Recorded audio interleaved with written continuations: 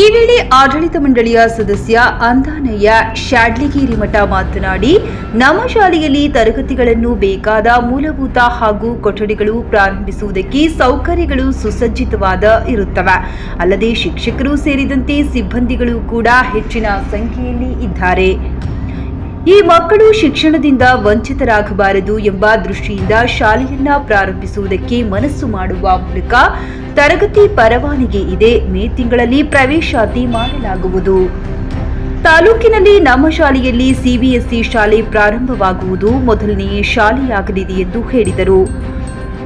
ಮುಧೋಳ್ ಭಾಗದ ಸುತ್ತಮುತ್ತ ಇರುವ ಕರಮುಡಿ, ಬಂಡಿಹಾಳ, ತೊಂಡಿಹಾಳ, ಹಿರೇಮ್ಯಾಗೇರಿ, ಹೊಸೂರ್, ಸಂಕನೂರ್, ಶಿರಗುಪ್ಪಿ, ಕತ್ರಾಳ ಹಾಗೂ ಸುತ್ತಮುತ್ತಲಿನ ವಿದ್ಯಾರ್ಥಿಗಳಿಗೆ ಅನುಕೂಲವಾಗುತ್ತದೆ ಎಂದು ಸದಸ್ಯ ಕಳಕಪ್ಪ ಕುರಿಯವರು ಹೇಳಿದರು. ಈ ಸಮಯದಲ್ಲಿ ಯಲ್ಲಪ್ಪ ಹುನಗುಂದ, ವೀರನಗೌಡ ಕಳಕಪ್ಪ ಬೆಲ್ಲದ, ವೀರನಗೌಡ್ರು, ವಿಶ್ವನಾಥ್ ಕಮತರ, ಶರಣಪ್ಪ ಪತ್ರಗೇರಿ ಸೇರಿದಂತೆ ಇನ್ನಿತರರು ಉಪಸ್ಥಿತರಿದ್ದರು.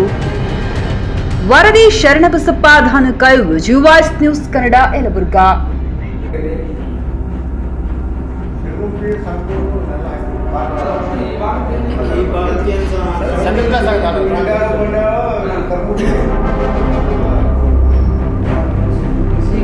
CBSE school